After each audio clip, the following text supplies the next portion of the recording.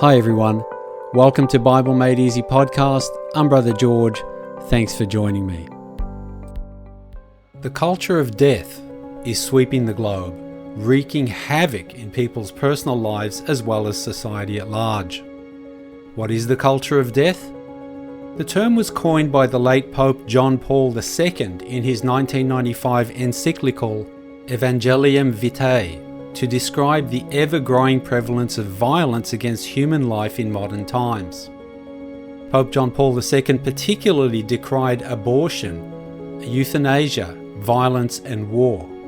But I think the culture of death goes a lot deeper than that. Those are just symptoms of a widespread evil in the world today which has its origins in the Garden of Eden.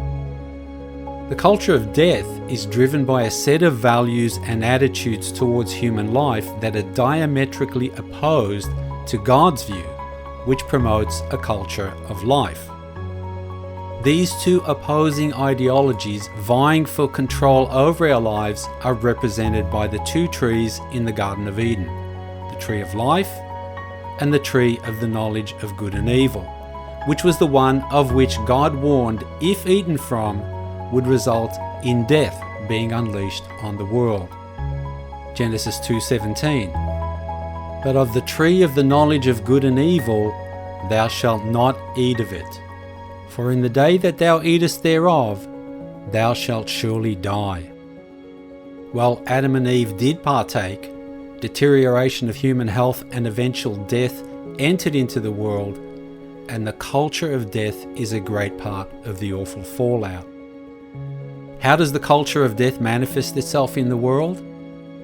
The value of human life becomes diminished, and life is treated as a subjective matter, rather than recognizing and respecting the infinite worth bestowed by God on each person. Humans now determine the value of others based on convenience or personal preference. This especially leads to the strong governing the fate of the weak and vulnerable. It also results in us ourselves devaluing our own worth, which leads to destructive behavior and eventual death in some cases. Extreme consequences of the culture of death are found in the physical death of individuals through entirely preventable means such as violence, murder, war, abortion, self-harm, and euthanasia. But these are just the last stop in a series of steps along the way that lead to eventual death. Narcissism, selfishness, greed, pride, and self-loathing are all part of the culture of death. The devaluation of marriage, parenthood, and children are also part of the culture of death. So are sterile sexual lifestyles and practices. Nations that embrace the culture of death experience high rates of depression, alcoholism, substance abuse, self-harm, violence and murder. Families are no longer seen as the foundation of society, and children are not viewed as a blessing, to the point that some nations are even in danger of becoming unsustainable due to plummeting birth rates. When individuals eat the forbidden fruit of the culture of death, something sinister happens on the inside, triggering a slow and agonizing death of the person's spirit. The same with society at large. The culture of death is the fruit of the spirit of Satan, who seeks to kill and destroy. The culture of death is an abomination to God. In contrast, the culture of life places infinite value on every individual regardless of their perceived worth in the eyes of others. It's rooted in the biblical teaching that every individual is made in the image of God, and that the suffering or unnatural death of any person is a tragedy that should be avoided.